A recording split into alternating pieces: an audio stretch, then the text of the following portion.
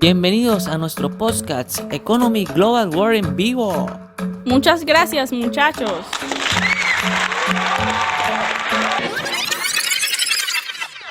Episodio 1.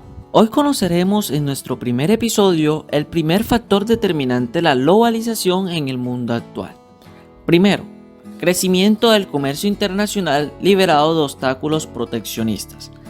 Cada día los cambios en las estrategias de las empresas son más notables al modificar sus procesos y relaciones con los estados para mantenerse competitivas en el mercado. Esta estimulación del intercambio se afianza con la creación de comunidades de comercio regional. Con el comercio internacional nacieron los mercados internacionales y la interdependencia entre los países, tanto en sus formas de producción como en la asignación de recursos, qué y cuánto producir de cada bien. Cada país se especializa en aquellas actividades en las que tiene mayores ventajas comparativas. Es este principio el que rige el ámbito económico en el mundo y en función del cual se crean las teorías del comercio internacional sobre cuyas bases se estructuran las políticas de comercio internacional. Sin duda, una de las principales ventajas de este tipo de comercio en un mundo global es que permite una mayor competencia entre las distintas empresas, disminuyendo los costes necesarios para la producción tanto de bienes como de servicios. Sin embargo, el comercio internacional nunca dejó de crecer, interrumpido básicamente por la Primera y Segunda Guerras Mundiales, creció sin precedentes a partir de los años 50 en el mundo occidental y probablemente al interior del bloque de países socialistas, especialmente entre Norteamérica y Europa. En esta etapa se incorporaron Japón y los NIEX, Taiwán, Corea del Sur, Singapur y Hong Kong, en Asia y Brasil en Latinoamérica. Por ejemplo, a finales del siglo XIX y a comienzos del siglo XX, Estados Unidos rompe los esquemas de fabricación y comercialización al desarrollar la producción en serie, que se basó en grandes líneas de ensamblaje y en el uso de piezas intercambiables. Con ello lograron producir en grandes lotes maquinarias, equipos y bienes de consumos durables, artefactos domésticos y electrodomésticos a bajo costo y accesibles a la gran mayoría de los hogares en el mundo. Es decir, la producción masiva de máquinas de coser, de escribir, radios, teléfonos, etc. Esta innovación cambió la forma de vida de la población en el mundo y los sistemas de comercialización y transporte. Episodio 2. En esta ocasión continuaremos con el segundo factor determinante de la globalización en el mundo actual. 2. Nueva manera de organizar la producción. Los procesos productivos se dividen entre distintos países. Hay una segmentación internacional del trabajo. Pues para alcanzar la competitividad, las empresas más grandes se han unido bajo la figura de corporaciones u otras formas de fusión de sociedades. Estos grandes capitales han comprado u ofrecido parte de sus acciones a empresas más pequeñas, lo que ha reducido el número de empresas que ofrecen determinados productos y ha ayudado a los movimientos internacionales de capital. La segmentación internacional está dirigida a obtener menores costos de producción en países emergentes y economía de especialización y de escala en países desarrollados. Estos últimos se especializan en componentes y servicios sofisticados de alta tecnología. En otras palabras, la industria en países desarrollados se organiza de más en más bajo la forma de módulos de producción y parte de la capacidad manufacturera es descentralizada hacia los proveedores, quienes a su vez localizan algunos segmentos productivos en países emergentes. En las dos últimas décadas, América Latina y el Caribe apostó con fuerza por la integración de la economía global, ya que fue la región del mundo en desarrollo que adoptó con mayor decisión los programas de liberación económica. Según las fuentes suministradas por la CEPAL, se hace necesario sustituir la visión que orientó las reformas económicas y que se resumen en el concepto de más mercado y menos Estado por una visión que apunte a mercados que funcionen bien y gobierno de mejor calidad. Este constituyó el primer paso hacia el desarrollo de sistemas de producción integrados que permiten la segmentación de la producción en distintas etapas, desmembramiento de la cadena de valor y la especialización de plantas o empresas subcontratadas ubicadas en distintos países en la producción de determinados componentes, la realización de ciertas fases de proceso productivo y el ensamble en algunos modelos. Por ejemplo, a partir de la década de 1970 se fue haciendo cada vez más común la subcontratación internacional de las tareas que suponen un uso más intensivo de mano de obra, como el ensamble o la maquila, que se vio facilitada por la reducción de los costos de transportes y las regulaciones comerciales adoptadas en los países industrializados. Episodio 3. En este episodio nos enfocaremos en otro de los factores determinantes de la globalización. Veamos. 3.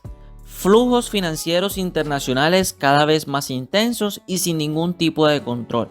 Comercio internacional liberado de obstáculos proteccionistas.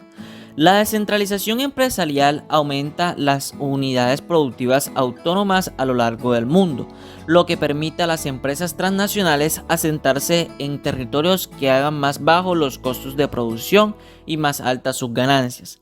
Sin embargo, esto implica la subordinación del bienestar humano al flujo de capitales, debido a que priman las utilidades monetarias sobre las riquezas naturales y culturales. A medida que aumenta el intercambio comercial entre los países, se establece una dependencia que hace vulnerables los productores regionales ante las crisis del mercado local. Asimismo, se establece una competencia que excluye a los sectores con menor capacidad de adaptación a las dinámicas globales. El factor esencial ha sido indudablemente la liberación del comercio, de los flujos financieros y las inversiones en los países en desarrollo, que se ha acelerado en las 2 últimas décadas. La reducción de costos netos facilita las transacciones a distancias y la expansión de los mercados financieros.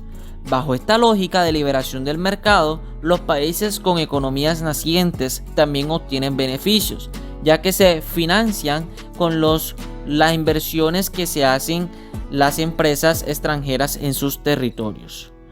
Las relaciones internacionales están determinadas por las leyes del mercado y las economías nacionales operan en función de facilitar el flujo de capitales, lo cual relega las funciones del Estado a garantizar la seguridad de la inversión.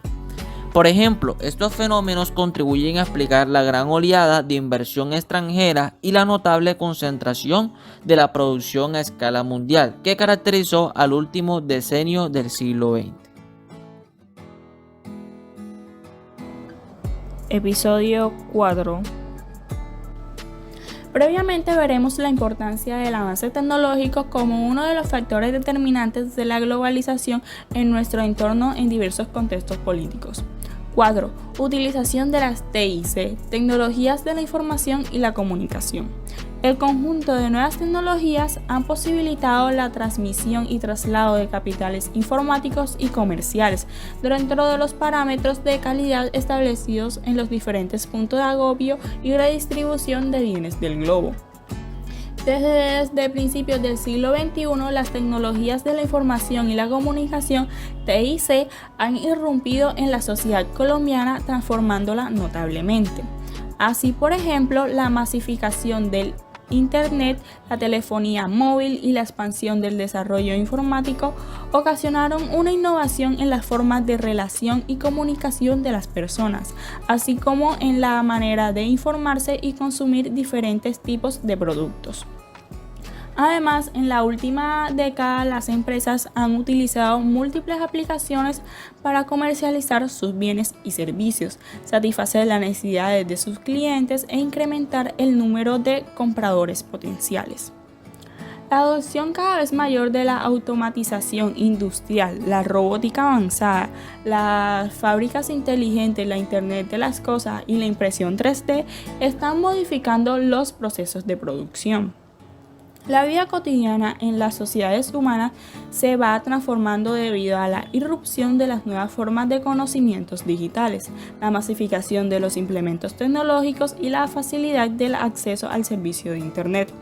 Por ello, la unión de las iniciativas públicas y privadas en ambiciosos proyectos de investigación científica y tecnológica permitirán la innovación y la creatividad en áreas del conocimiento como la informática, la robótica, la microelectrónica, la industria aeroespacial, las telecomunicaciones, la biotecnología, la nanotecnología, entre otros. Por ejemplo, a día de hoy, el aumento de las tecnologías y el avance de los medios de comunicación propician el surgimiento de identidades cosmopolitas y la homogeneización de patrones culturales a lo largo del mundo. Episodio 5. Notemos que en estos 4 episodios pasados hemos tratado de 4 temas distintos, pero que giran alrededor de un solo eje. 5. Acuerdos en comercio internacional. La generalización de las políticas económicas liberadoras ha permitido que los estados firmen acuerdos transnacionales que reducen las tasas e impuestos comerciales en búsqueda del favorecimiento de las inversiones en sus países y el movimiento de capitales foráneos. La globalización y la deslocalización empresarial han dado lugar a lo largo de décadas a diversos escenarios en el comercio internacional. Uno de los conceptos más importantes son los tratados, acuerdos en diferentes materias que se establecen entre 2 o más estados. Los tratados internacionales de comercio son acuerdos establecidos entre 2 o más países para mejorar el intercambio comercial y sus relaciones económicas. Cuando son tratados de libre comercio, TLC, se establecen unas reglas para realizar un intercambio de productos y de servicios, eliminando los obstáculos arancelarios impuestos en las importaciones y las exportaciones.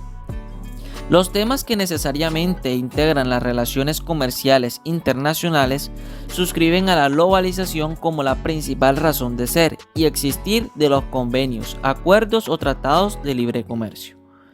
El intercambio comercial de productos, bienes y servicios, que en parte son escasos, motivan la creación de bloques comerciales que están interesados en formar parte de un grupo de países que son beneficiados por la desgravación arancelaria, eliminación o simplificación de controles fronterizos y demás temas conexos. El intercambio comercial genera inversión y empleo, y los tratados de libre comercio establecen lineamientos generales para los países firmantes de estos tratados. Además, establecen reglas para mejorar el comercio, mantienen vivas las reglas de propiedad intelectual, mejoran el flujo y rapidez con que las mercancías que gozan de un tratado preferencial circulan a través de los países suscritos, entre otros. Por ejemplo, el Acuerdo de Libre Comercio Norteamericano, ALENA, que comprende a Estados Unidos, Canadá y México, entró en vigor en 1994 y es la principal zona de libre comercio del mundo. Episodio 6. Hasta ahora hemos visto 5 de los factores determinantes de la globalización. En este último episodio veremos 6. Las principales instituciones económicas internacionales como el Banco Mundial, el Fondo Monetario Internacional, la Organización Mundial de Comercio, entre otras. Con la creación de instituciones económicas internacionales, en la globalización se dieron avances para la construcción de una nueva sociedad, cuya economía sea regulada por entidades que permitan la libre y justa circulación del comercio a nivel internacional.